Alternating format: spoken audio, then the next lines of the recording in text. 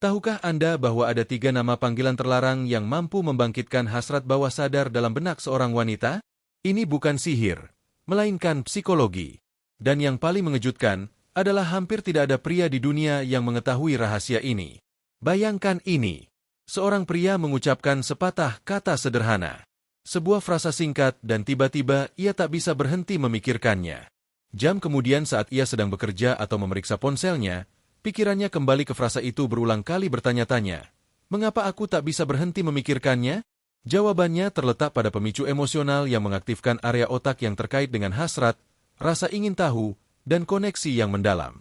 Hari ini saya akan mengungkap 3 nama panggilan terlarang yang memicu area tersembunyi dalam pikiran wanita ini.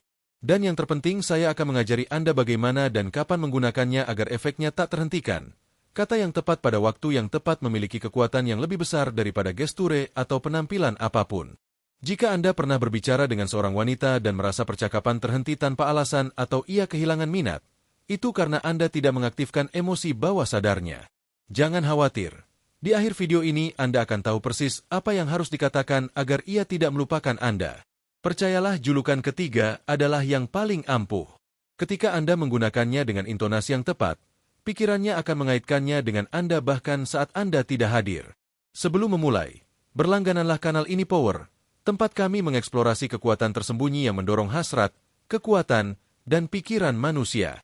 Ingat, perubahan dimulai saat Anda bertindak. Boom! Kita mulai. Setiap kata mengandung rahasia tersembunyi.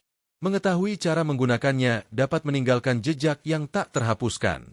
Kata-kata adalah energi yang terkondensasi. Kata-kata tidak hanya berkomunikasi, tetapi juga mengaktifkan emosi yang terpendam.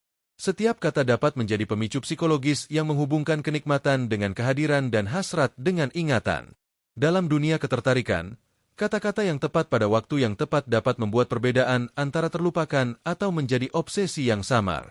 Inilah yang disebut psikologi sebagai pemicu emosional.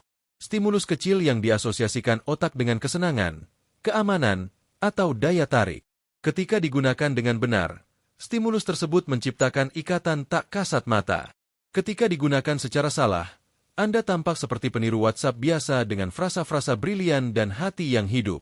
Tetapi jika Anda menggunakannya dengan baik, memahami logikanya yang mendalam, Anda dapat menyentuh saraf yang tak tersentuh pria lain. Psikologisnya, dan Har menundukkan mancaranya. Bayangkan Anda berdiri di hadapannya di lingkungan yang tenang, mengobrol santai, bahkan tanpa beban. Jika Anda tidak mengaktifkan pemicu yang tepat, percakapan itu akan cepat berakhir. Tetapi jika Anda melakukannya dengan benar, setiap kata menjadi jangkar emosional yang membekas di benaknya memastikan dia tidak melupakan Anda. Semuanya berawal dari sebuah kebenaran yang hanya sedikit orang terima. Hasrat tidak lahir dari tubuh, melainkan dari otak. Ketertarikan bukan hanya kimiawi, melainkan pemrograman. Ketika seorang wanita merasakan hubungan yang mendalam tanpa memahami alasannya, itu bukanlah suatu kebetulan, melainkan hasil dari serangkaian stimulus yang ditempatkan dengan sempurna. Julukan terlarang. Kata-kata kecil yang tampak polos merupakan bagian dari rangkaian itu. Sebagaimana dijelaskan oleh psikolog Robert Cialdini dan Kevin Dutton, pengaruhnya bukan terletak pada apa yang Anda katakan, melainkan pada apa yang ditafsirkan orang lain saat mendengarkan Anda. Setiap kata adalah kaitan emosional yang berusaha membangkitkan emosi tertentu, kelembutan, perlindungan, kegembiraan, rasa ingin tahu, atau bahkan nostalgia. Otak perempuan yang lebih peka terhadap nuansa emosional merespons rangsangan mikro ini lebih mendalam daripada yang dibayangkan kebanyakan orang. Misalnya kata-kata seperti putri, bayi atau cintaku memang umum, tetapi tidak memiliki kekuatan emosional yang nyata. Namun julukan terlarang yang hanya digunakan dalam kasus-kasus khusus. Intim tanpa vulgar menciptakan rahasia kecil bersama yang memicu reaksi otomatis di otak. Kata itu menjadi simbol emosional. Setiap kali mereka mendengarnya, pikiran mereka kembali kepada Anda. Edward Bernays, bapak manipulasi modern berkata, dia yang memahami mekanisme tersembunyi dari pemikiran kolektif mendominasi massa. Meskipun ia berbicara tentang politik dan periklanan, prinsipnya juga berlaku untuk hasrat manusia. Bahasa adalah alat kendali. Mengetahui cara menggunakannya berarti menguasai pikiran tanpa memaksakan diri. Contoh, seorang siswa bercerita tentang seorang gadis yang hampir tidak berbicara dengannya. Suatu hari tanpa berpikir, Ia memanggilnya badaiku. Senyumnya berbeda dan sejak hari itu ia mulai menulis surat kepadanya setiap pagi. Ketika saya bertanya mengapa, ia mengatakan bahwa energi gadis itu mengingatkannya pada badai yang dahsyat, tak terduga dan tak mungkin diabaikan. Dia telah menciptakan jangkar emosional. Setiap kali ia memikirkan intensitasnya, kata badaiku kembali ke benaknya bersama ingatan akan pria yang memberinya nama itu. Inilah prinsip pertama. Ketika Anda memberi nama, Anda memprogram. Nama panggilan bukan sekadar kata, melainkan kode emosional yang terhubung dengan ingatan. Bau Sen Smart. Itulah sebabnya julukan terlarang harus diciptakan bukan ditiru. Ziz lahir dari pengamatan autentik yang menggambarkan dirinya tanpa disadarinya. Seperti kata Sun Tzu, siapapun yang mendominasi medan, mendominasi pertempuran dalam pikiran perempuan, medan adalah emosi. Tugas Anda bukanlah mengatakan sesuatu yang baik, tetapi menciptakan jangkar. Julukan yang kuat harus memiliki 3 komponen. Refleksi emosional, sesuatu yang membangkitkan kelembutan, kekuatan dan kode unik yang tidak terdengar generik. Lebih lanjut, julukan itu harus digunakan dalam konteks yang syarat emosi, tawa, tatapan, keheningan. Ketika ketiga elemen ini berpadu, pikirannya menciptakan hubungan tak kasat mata antara Anda dan emosi yang dirasakannya. Sejak saat itu, Anda bukan lagi sekedar manusia, melainkan stimulus mental. Setiap kali ia mendengar kata itu, bahkan dalam konteks yang berbeda, alam bawah sadarnya bereaksi. Paul Ekman menunjukkan bahwa otak tidak membedakan antara emosi yang diingat dan emosi yang dijalani. Jika dia merasakan sesuatu yang intens dengan Anda dan kemudian mengingatnya, tubuhnya akan menghidupkannya kembali. Itulah kekuatan psikologi gelap. Tapi hati-hati, ini bukan tentang manipulasi tanpa tujuan.